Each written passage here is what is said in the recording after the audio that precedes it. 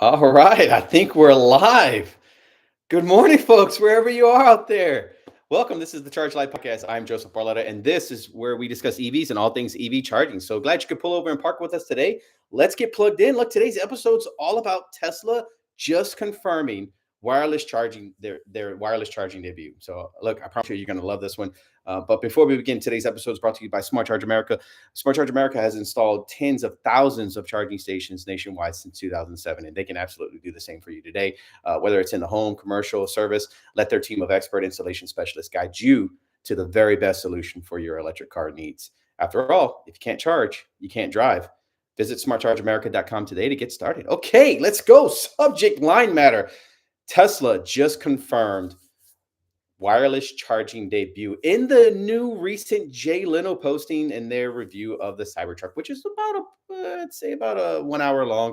You had Lars there and you had Franz van Hosen that were basically assisting Jay and like a lot of the aspects, a lot of the engineering stuff that actually went into the Cybertruck. So one of the good Easter eggs was around 40, I guess 54 minutes into the episode, Franz is in the back, spills the beans on all things Tesla wireless charging. We already knew it.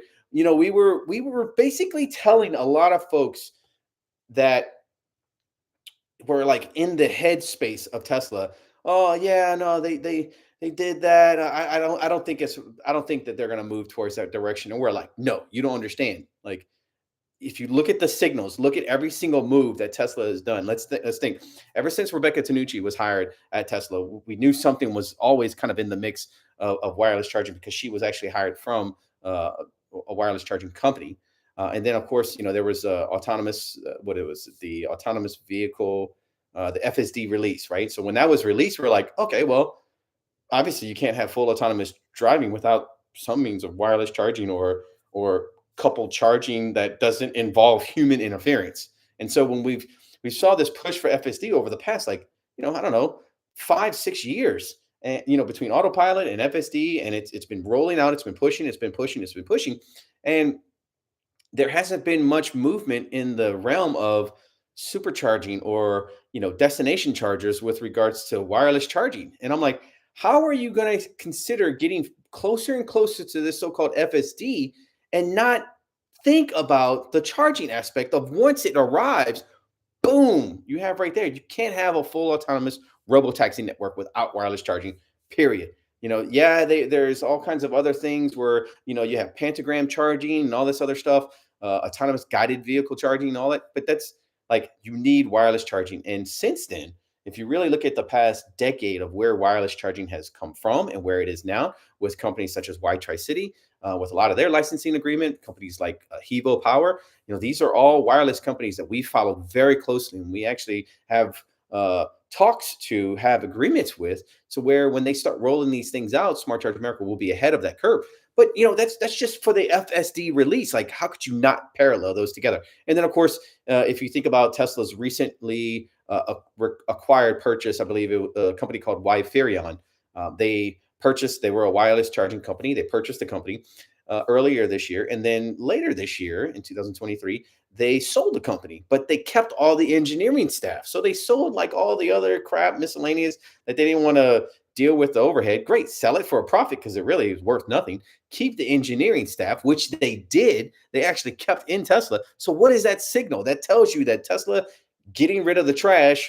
They brought the actual executive team in there from the engineering perspective, and they've been working on this relentlessly. Now, here's where we were anticipating that the Cybertruck would have the weight tolerance to be able to add the charging pad, the receiver inside the car and the rectifier, kind of have all that built in.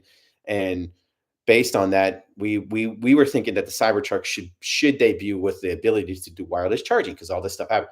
But apparently, when it comes to acquiring, company acquisitions, so forth and so on, like putting that stuff into play might be a little bit more difficult and challenging, especially when you think about everything that the Cybertruck had to do with ramp up, so forth and so on, and especially with the economic, the macroeconomic conditions that we're in now, with high interest rates staying higher for longer, not really conducive to something that they can speed through. However, the Model 2, their $25,000 vehicle that they talked about manufacturing here in Austin, and then repeating that process thus they're in Mexico, making that a big component of Mexico's gigafactory out production. And then, of course, he goes to Europe, says it's going to be done the same in Germany.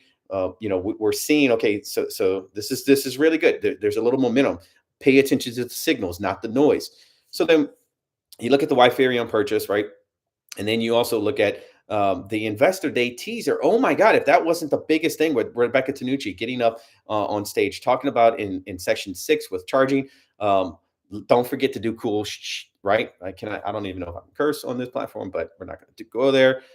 So yes, you saw a picture where she teased like that cafe, the little cyber cafe that they wanted to do. And I believe that's actually under construction right now. And then you can also see that she teased wireless charging there. I thought that was like a bi-directional charging station with maybe a wireless charging pad. So it was like, oh, there's something going on there. But it turned out to be wireless charging, and that's great. That's what they were teasing, right? So if you look at all the kind of the gateway drug that the Cybertruck actually produces with regards to the vehicle to home and the vehicle to vehicle type of bi-directional charging, with their power inverter, like I guess platform 2 that they introduced with the Cybertruck, they needed to get to that step in order to go ahead and hook wireless charging into what we're thinking is the absolute antithesis on robo taxi network, the Model 2 or whatever Elon plans on calling it. It's got to be wireless. They have to have a wireless charging pad on there. So they're going to do everything they can with 800-volt architecture, with reducing a lot of the wiring and electronics inside the actual vehicle itself. That's going to save weight. Put that wireless charging pad in there. Make it maybe even a part of the subframe, kind of how they did, and they integrated the batteries into the actual frame and the structural battery pack. I believe they're going to try to introduce this, if they can introduce this wireless charging pad into the structural battery pack or the structural framing of the vehicle. That would be phenomenal. Can't wait to see it. We're super excited on that end. But yeah, I mean, the tease from Rebecca Tanucci during Investor Day, amazing. So you have that. You have the Cybertruck coming into knowing that, hey, look, they're teasing this bi-directional thing and this vehicle to home thing. So they have this new inverter platform and all of that stuff. And so just FYI, the main reason you have to wrap your mind around wireless charging is the fact that when it comes to utility, demand energy response systems, and so forth and so on, the utility companies will pay uh, you know companies like Tesla if they can extract some of that power, or if they can shave some of the shift in charging demands and stuff like that, to shave some of the peak load during those high output times where the grid is really strained. And so if you think about it, the only way that they would be able to do that and control some sort of demand energy response mechanism with the utility company via Tesla is if the cars were plugged in and they had the ability to go, vehicle to grid, or that sort of thing. However, you can't really guarantee that all the vehicles out there are going to be plugged in at all the time, with Tesla. And so, however, with wireless charging does have the ability to be bi-directional because it's DC to DC. So wireless charging absolutely 1000% can be bi-directional. Make no mistake of it. So it can be, regular inductive charging, and it can also be bi-directional. And now with Tesla's new platform, they're proving that yes, they have the ability to do bi-directional charging, but right now it's just the plug-in means with, of course, the power share feature with the Cybertruck. But when they introduce the actual wireless charging in their next model, who knows? Maybe they can introduce that into the Model Y refresh, which is the Juniper project, right? Man, we're seeing all of these ideas. We're actually seeing them happen. This is really exciting. So, again, we talked about the T's and the Cybertruck and their vehicle to home, vehicle to vehicle, kind of grid and that bi-directional flow. And wireless charging has the ability to do that, and it also has the ability to at all times be considered plugged in, because you're parked right over that pad. So at any given time, the energy needs to be transferred to the utility company. They need to borrow that energy real quick out of your battery pack. You sign an agreement with them, allowing them to do that. You don't have to worry about, oh, is my car plugged in? And utility companies don't have to worry about. Tesla doesn't have to worry about. It's already there. It just engages wirelessly. It's just like a signal on, boom, it engages. Really, really, really fascinating stuff there. So again, we've been saying it for years. We've been saying, as a matter of fact, like our entire business model at Smart Charge America is like singularly focused on the adaption phase, on when the world transitions from kind of that cable plug-in mentality to wireless charging. Like we knew this but 10 years ago. Well, we already knew, okay, where is the market going when it comes to adaptability? Is it going to the tethered, non-tethered charging stations like in Europe?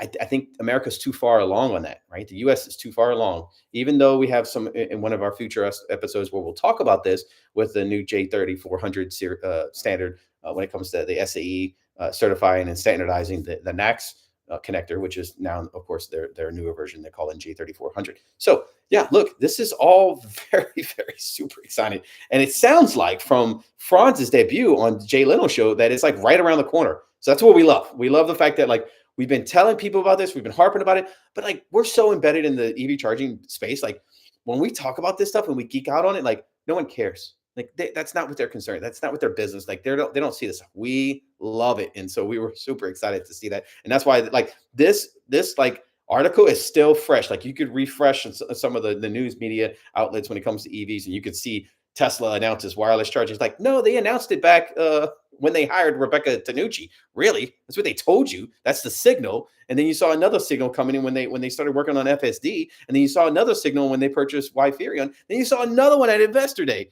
And now you're seeing another one with the Cybertruck. It's like, how many signals do you need before you actually start soaking this up that Tesla will absolutely 1000% move to a wireless charging standard? Now, curb your enthusiasm. It may be only for those destination charge means, right? And so and residential means you still have a number, thousands, millions of those charging stations that could be basically we're going to have to rip and replace and put some wireless charging in existing corridors, but then we're also going to have to just start selling. The most important thing on the rip and replace is that the wiring is already there. That's the most important thing. So rip and replace and changing a wall connector on the wall for actual wireless charging pad shouldn't be too much. It will be an expense, but not nearly as much as the cost on actually putting together an actual brand new project from scratch. So we're super excited on that end. So go ahead, look, before we continue, just continue, like look down at the bottom of your screen. We are on the YouTubes. Please click the thumbs up icon down below. Let us know if we earned it. Yeah, let's get back into it. Okay, so wireless charging is, if you look at wireless charging as a whole, you look at those really condensed areas like China and Europe, you look at where they saw this coming when it comes to like their tethered, non-tethered type 2 connections when it comes to their commercial public charging network. They don't have the charging cables and cable management kits and all that stuff. They don't have that included on those commercial chargers. It's just a charger. You as a consumer, you have the little portable cable that you can plug into one end, it locks in, and then the other end plugs into your car. So that's great for the business owner and for the charging provider, but it's a sort of an inconvenience for the consumer. But here in America, they were like, well, let's pass that convenience on to our customer. We don't want to have our customer have to get up out of their car and have to do this everywhere. Let's just put these charging stations in and include the cable.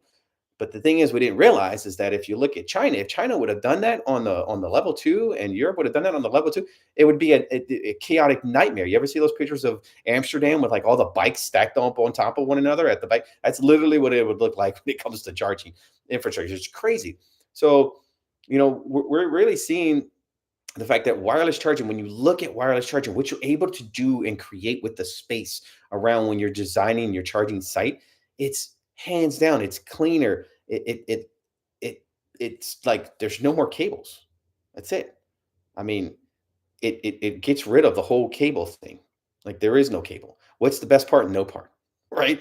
So it does allow a frictionless charging experience for the consumer. So they just pull up and get out of the car. They don't have to remember, oh, did I park? Oh man, do I need that? Every little parking second, every minute being parked is charging. Sometimes, yeah, we feel that we don't want to clog up that spot because we don't really need a charge, but it would be convenient to everywhere we park. We get a nice little top off wireless charge. That's when range anxiety will literally plummet. If you can put a wireless charger in every single commercial space out there in a city, just blanket the city with wireless charging hubs, there's virtually unlimited. Like your cars has infinite range because everywhere it parks, it just charges. So as long as your driving trips are less than 300 miles, it's perfect. It's a win-win. And we absolutely love it.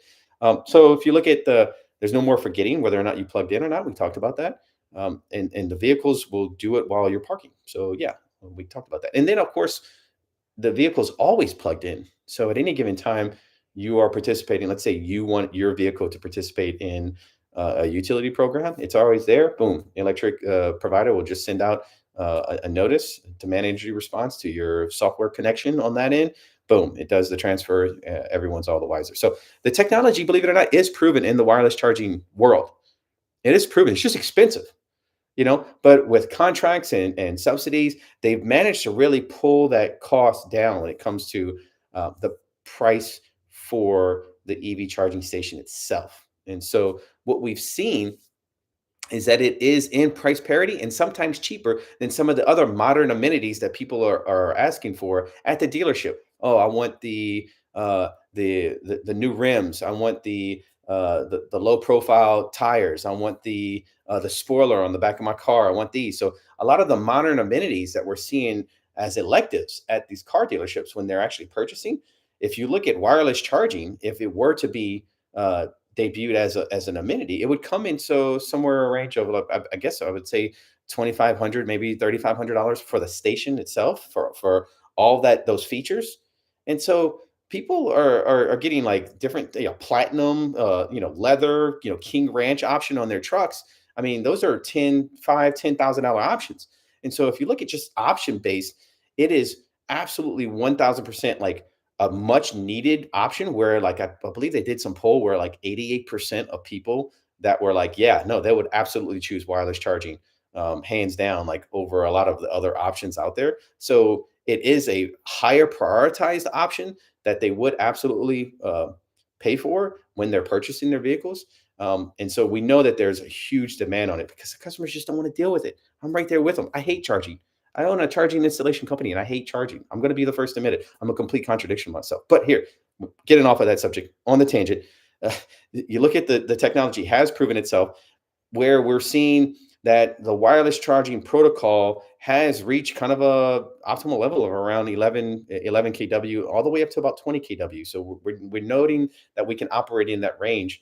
But safety wise, I would imagine we could probably still operate between 30 amps and uh, you know 48 amps, which is where all of the level 2 destination charging and residential charging is currently at. So it's a perfect fit. It's right there. So as that price parity comes down, which it already is, I believe it's around maybe around, I would say, between 2,500 and 3,500 from the systems that we've seen. But the key is having the manufacturers of these wireless charging stations actually have contracts with OEMs so they can include and build the actual rectifier and the receiver into the car. So that way, all you have to do is just buy the charging station, and that's it. The car already has the charging station. So the standardization around that standard, it's already there.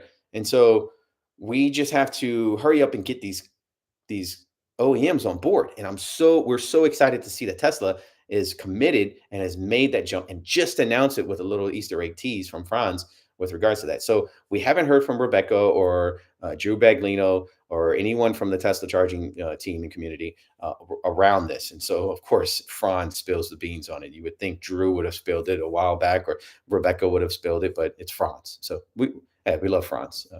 Actually had a chance to meet him at the Cybertruck after party. So it was pretty cool. So value conclusion. What do we see? Okay. Well, we always knew wireless charging would come. We knew this. Smart Charge America, we knew this as a company. And so it was all a matter of timing, really. I think we saw some companies try to dip their toes in it back in 2018. Timing wasn't there. It just wasn't there. So hopefully they've built themselves enough runway and haven't gone anywhere. But then, of course, you see with the SCE releasing its new NACS standard, which is the 3400 J3400 standard, which we're going to do an episode on that here. We can see kind of what lies beneath the wireless charging protocol with SAE's standard, which is the J2954. That's SAE's standardization on all things wireless charging. So the wireless charging like component and that standard is standardized already. That is amazing for the industry. So now it's not a Tesla, it's not a NACS or an SA, it's a standard that the whole industry can embrace. And so we're really, really super stoked on that. But these are truly exciting times that we live in right now, which we could see. If you think about like the GM's EV1 on their inductive paddle charging, okay, they kind of started it all. And if you if you really look at where Tesla is driving now, where we see Tesla driving now, they're kind of completing the loop. They're closing the loop on the wireless charging and really bringing to forth like what it all means for all things wireless charging. I hope that we can't get our hands on like I guess we could try. I mean, of course, you guys know we can't wait to get our hands on the first wireless charging installation debut out there. We're going to videotape it, we're going to time lapse it, we're going to talk about it, we're going to shoot another video and kind of go into a lot of the specs surrounding it and how ease of installation it is, but also how ease of use it is for our customers. So we can't really wait for to do that. It definitely is exciting, and we know the future, excuse me, is finally here. So we can't wait. Um, but before we kind of conclude, I wanted to look into seeing if we had any audience questions. Okay, we have a couple. Let's see here. How would I get my Tesla upfitted to support wireless charging function? So that's a really good point. Is that that's Quincy? Okay, so basically, like right now, and if you want to put wireless charging in your car, like the guys from, I don't know if I can tell if I can say other companies' names, but let's say there's a wireless charging company that is pretty well known inside the charging industry. If they wanted to put their wireless chargers like in the car, what you have to do is you have to put a rectifier and a receiver in the actual car itself. So you have to bolt the receiver to the bottom base of the car's battery pack or whatever shield that it is. And the rectifier is what basically it just does some rectifying. It basically taps and pierces into the DC lines on the battery pack. And so when you do that, you absolutely 1000% right off the bat, you destroy the car's battery warranty once you do that. Okay. So most of the time, the when you pierce into that plate, most of the time the connection from your charging port to your battery is replaceable. You can just go to the manufacturer. They can take that part out. They can get a new part plugged in. Boom, plug it into the battery. Make sure your charging port's there. Everything's good. Okay, that's fine. So it's more of a plug and play option there. But they're saying once you do that, you pierce the kind of the corporate veil. You pierce the warranty on the actual from the OEM, and what that does is it as a charging provider, that charging provider to kind of ease the tension with the consumer says, "Hey, we'll pay for your existing warranty, so that way, if anything happens as a result of us doing this, we'll absolutely pay for and match the same."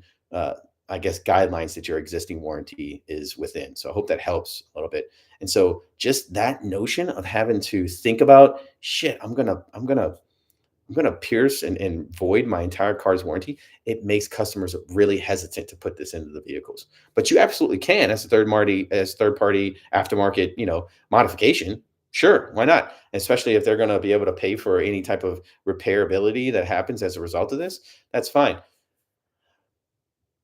However, I'm pretty sure it should not void the battery warranty on it, but it may void like the powertrain and all that stuff. But in order to do that, they can just simply swap it out. So, but that's a litigation that extra cost that a wireless charging company has to like kind of include if they want to retrofit this on existing vehicles right now. So we have seen Whitetricity and companies like Hevo Power retrofit Nissan Leafs, uh, both old school and new school ones. We've seen them do Teslas, both old school Teslas and new school Teslas.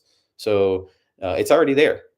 But of course these are maybe company bought cars where they could do that, and they'll go ahead and work with all of that stuff. But I do know now that that is where kind of that support function is. But once you have that and you have the wireless charging technology in your garage and on your vehicle, to just download the app and then watch your vehicle, kind of go there. You're going to have to put your phone in front of you to kind of get that aftermarket feel for it. And what they're hoping is that once you actually have contracts with the OEMs, not only does the hardware go into the vehicle, but also the vehicle dashboard display software to where as the vehicle is approaching the charger, it's able to show you on your screen, hey, this is where the charger is, and it basically is able to line you up at, right when you line up with that charger, you're matched up with that charger. The good thing is that these wireless charging systems are very, very, they're a lot more tolerant and they are a lot more sophisticated than like your phone Qi charging. So it's definitely it's a lot more sophisticated. You have a lot more tolerance. You have a lot more space from the wireless charging, which is the magnetic resonance that's happening in between. So you don't necessarily have to like um, line up like parallel. You can be off a little bit, this way and this way from the actual charging pad. So you don't have to be dead on. And you can be, close, or you can be wide enough. So it does offer a lot of tolerance there with regards to driving that car over the pad. So that's really good. It's really convenient. So like you have to be way off, like literally pull it into the garage, wasted. Uh, in order for you to be like out of line, and for your dashboard to be like, hey, you're not lined up, you're probably wasted, you probably don't care anyway, you probably just get out of the car and do that. However, by the time we're seeing wireless charging actually get into these cars, perhaps your vehicle would be driving you and doing all of the work for yourself. All you have to do is just get out, you don't have to worry about it. So we got another question from Ross. Sounds like the iRobot Roomba for EVs. Is that Roomba? Let me see if that's Roomba. I think he did say Roomba. Sounds like the iRobot Roomba for EVs. Yes. Yes. Autonomous guided vehicles. That's basically what a Roomba is. If you look at the Amazon warehouses and stuff like that, you have these little animatron, like these little robots. Those are autonomous guided vehicles. So they're guided to, set on a certain path and do all that stuff. And then when they need to charge, there's a signal that says, okay, go back into this and go to your charging hub. You should be good to go.